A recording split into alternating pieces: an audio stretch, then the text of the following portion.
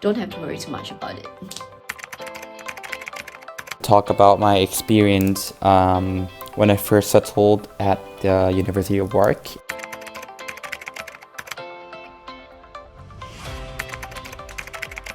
Studying at Warwick. So what I do is I go on to the online website called eVision by Warwick, and over there you have the option to pay your accommodation and your tuition fees online. So you can either pay by credit card, or you can also set up a direct debit account.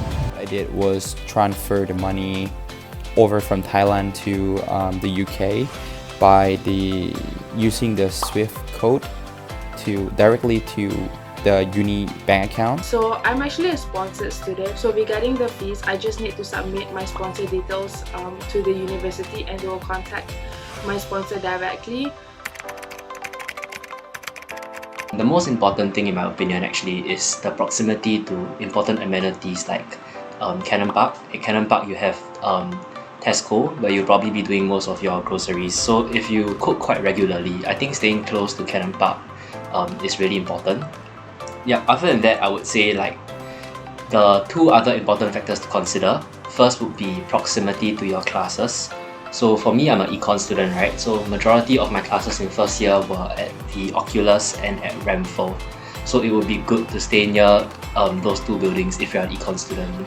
Another thing to consider would be what level you're going to stay on, because the higher floors tend to be quieter, whereas the lower floors tend to be a lot noisier. If you're planning to go to the gym a lot, or if you're planning to join societies that uses like the indoor sports facilities such as volleyball, squash, swimming, and so on, so you might want to consider like accommodations around the sports center. You've got like Sherborne, Lakeside, and Heronbank. And how you decide on who you get for your flatmates depends on the questionnaire that the Warwick accommodation gives you.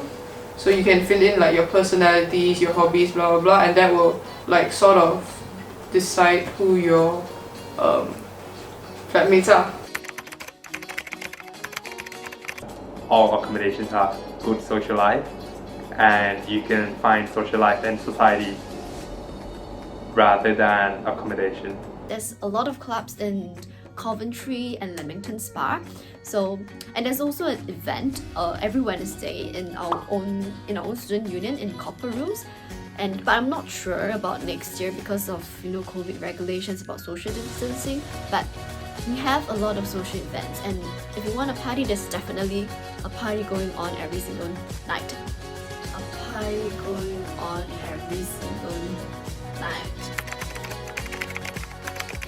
So for the business school, we have a website called MyWBS, and on there you have your whole schedule laid out for you. You have a calendar, and that's also where you pick your modules. So compulsory modules are modules that department requires all students to do, while optional modules are modules that you have an interest in. For example, you have an interest in German history, or you have an interest in Italian history, or whatever. You choose the modules that you like to do. There was a module fair that I had to attend, so I could gain information about each module more in depth, and I could ask the profs questions before I actually chose the modules. So you don't have to register for modules now, and anyway the module nomination form won't be open for you to register any modules. As to when you should register, I think there's no rush, because most of the econs modules aren't allocated by first come first serve anyway. So it's better for you to try out different classes before choosing your optional modules. And I think they give you the first 2 weeks of term to experiment with different classes. Keep in mind that if you want to choose something like finance or accounting modules, those modules fill up pretty quickly, but you don't need to worry about it that much, as you can start registering once you are already at Warwick and finish with your welcome week. I would say pre-reading is not necessary to do, but you could definitely read around the subject, and I think one of the things that I find challenging in year one would be microeconomics, and maybe read around game theory would be great. Yeah, don't worry too much about preparing ahead. I would say if you really do want to prepare yourself across summer, for this applies mainly for econ students, then work on your math, because uni econs is actually very math intensive. So even if you have done econs before, it's probably not what you would expect in uni. So it's good to get a strong math foundation before you go to uni. I'm a bad influence, but I don't think you should do any pre-readings, because enjoy your last summer before university while you can. Academic wise, I think you chill, because like they will restart everything and they'll teach you from the basics again. If you're traveling alone to a new place, it might be very intimidating, especially if you're alone with no friends yet. So I guess you can first join the Warwick Freshers Facebook page or group, where they usually have like a lot of useful links, as in like links for your course Facebook group or even like different WhatsApp groups. And I guess it's an easy way for you to make friends from the UK or even other international friends. And just remember, like, these people are also coming to Warwick as freshers, so they're also trying to make friends before coming to Warwick, and you're not alone. Ask around if you know any seniors who have attended Warwick before, and I'm sure Warwick has so many students. There might be someone that you can get into contact with to just talk to about how the school is like. And we have this Thai society that would introduce you to a group of friends from the same nationality, of course, and to get you to to tell you the experience about what they think of Warwick. And I believe that there are a lot of this sort of society across all nationalities. So when we transitioned to online learning, our lecturers recorded the revision lectures at home and posted it on lecture capture.